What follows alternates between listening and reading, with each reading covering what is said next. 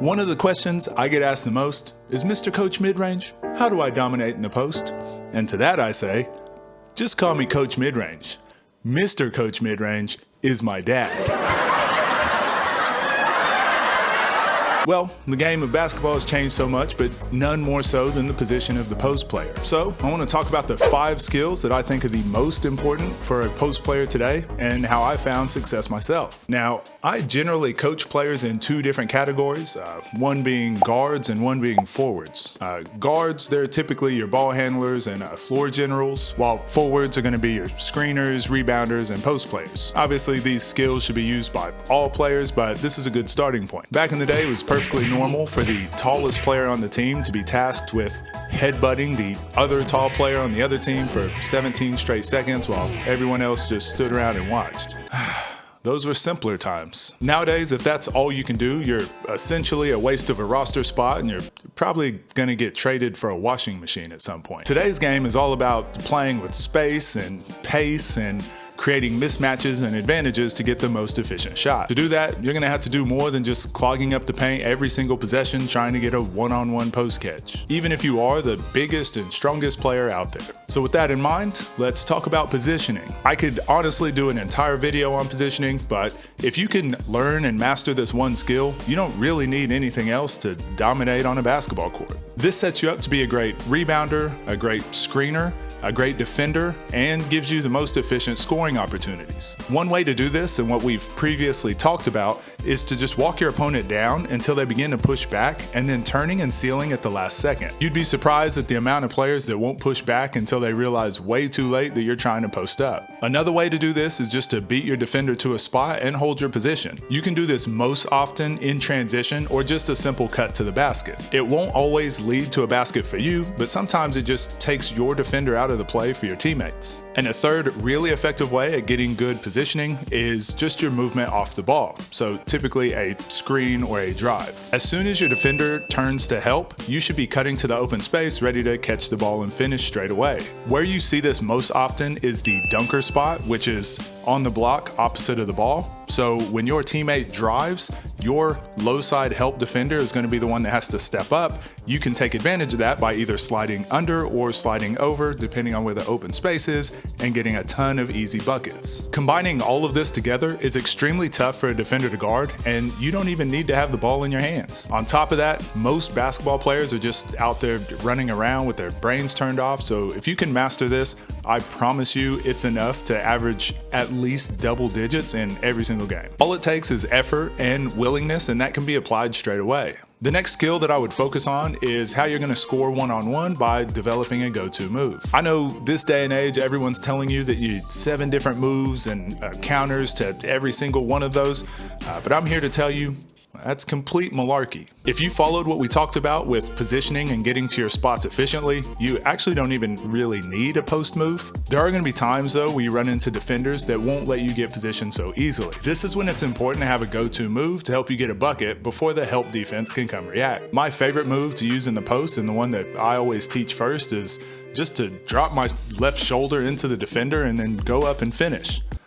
Basketball is simple. Obviously, there's a ton of nuance on every single move depending on position, but essentially I would just drop my left shoulder and try to step around the defender. If they didn't slide quick enough, I had a pretty easy layup. If they weren't a complete cone and actually slid with you, I would take a dribble and actually push through their hip, since it's pretty easy to move them off the spot once they're moving. This was also just a really good way to draw contact and get to the free throw line. Once you do make contact, you just want to absorb the hit with your offhand and then just finish the layup. Eventually you'll get to the point where the contact doesn't even bother you at all and it just becomes a normal move. As with any go-to move, you want to have at least one counter for when the defense does play it correctly. If they slid over and took away the layup over my left shoulder, I would take one more dribble, get ready to hit them in the chest, and instead of trying to move them off the spot and absorbing the contact, I would actually spin off of the contact instead, this usually left me open for an open left-hand layup. So might sound complicated, pretty simple. If they overplay, you spin off of them. If they underplay, you just push through their hip and shoot a layup. If you can master a simple go-to move and a counter,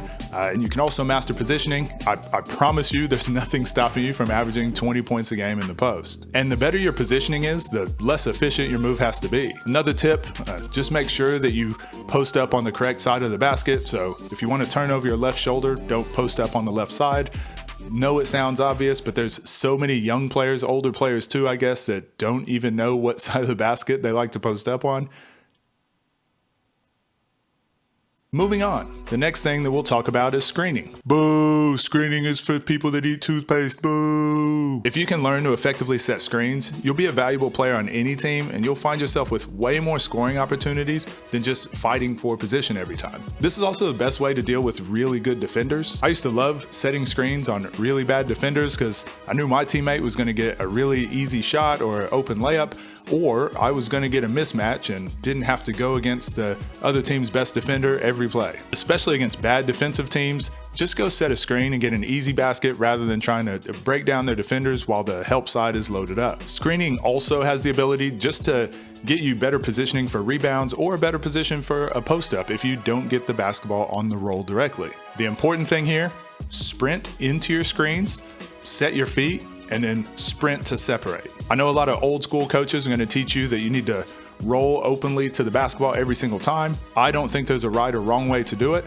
I would roll if I wanted to create a mismatch or if I wanted to hold off the defender a little bit longer, but I would turn and sprint if I was just trying to get to the open space or to the basket as quick as possible. Experiment with both, see whichever one works for you, or basically do whichever one is going to get you minutes on your team that your coach tells you to do. Another trick with screens, if you're savvy enough, especially off ball, you can just walk into the other defender's space and act like you're resting, or you can act like you're trying to post up just to interfere with them on the backside. Might open you up again for better rebounding opportunities or get some easy cutting lanes for your teammates. And of course, it wouldn't be a mid-range video if we didn't talk about shooting. Shooting to me is probably the most important skill in the game of basketball today. We get it. You mention it like every video. I could easily have put this at number 1 on the list, but it is a post-up video, so we'll just slide it in here at number 4. Anyway, shooting is a skill that any player needs to add if they're going to advance their basketball careers at any position. It's the great equalizer. No matter how tall you are, no matter how athletically dominant, and no matter what level you're at, shooting can be the difference of being the go-to guy or a one-dimensional backup player. There is always room on a roster for an elite shooter. If you can knock down open shots at a high percentage, you will always make the defense have to stay honest. This is the main tool that you're going to use to exploit mismatches or just post players that are uncomfortable guarding on the perimeter. It sets the tone for how the defense has to guard you at all times, which means better angles for screens, more space for post-up opportunities, and most importantly, validates that arm sleeve you're wanting to wear. However, if you can't shoot the ball at all, it is critical that you master all the other skills in this video. And don't stress, there's plenty of players that have built entire careers off of not being able to shoot the ball. Even some of my favorite teammates ever couldn't shoot. Heck, if they can't shoot, it's more shots for me.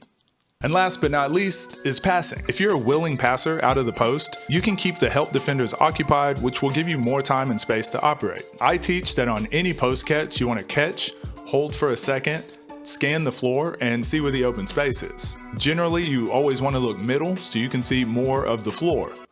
Bars. But you always need to be aware of where the help is coming from. If the defender does decide to dig down, you can pass fake or you can pass the ball out to counter that. However, if you've already started to take a dribble and they dig down, you're usually going to have to pick the ball up, which is why I tell our players to wait. So let your offensive players finish their cuts, see where the open space is, and then begin to make your one-on-one go-to move. Passing also leads into the other skills we've already spoken about. If you catch the ball slightly out of position, you can always pass the ball out and then go repost for better positioning. If you just want to create space, you can catch the ball, turn, pass, sprint into a screen, and that might be an easy scoring opportunity. Passing is what really allows you to control the help defense. It also helps you start buying time for yourself when you want to start going to work in the post. And that's it, really. Those are the 5 core skills that I think are crucial to becoming a post player in today's game. The great thing for you is very few high school and sometimes even college players do any of those skills very efficiently at all.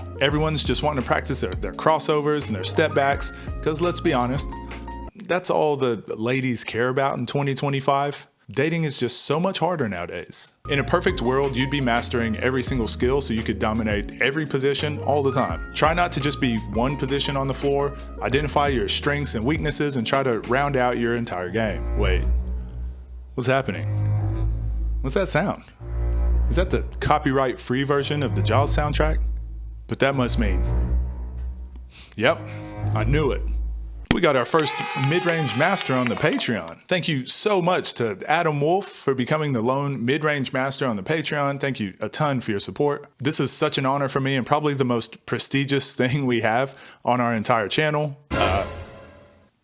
Second most prestigious thing we have on our entire channel. Whew, that escalated quickly. Of course, shout out to all of our other Patreon and YouTube members. You guys are great. You guys keep showing support and keep the cameras rolling for me. So thank you. Thanks again. Just gonna wait for these to quit rolling. So, oh, bye.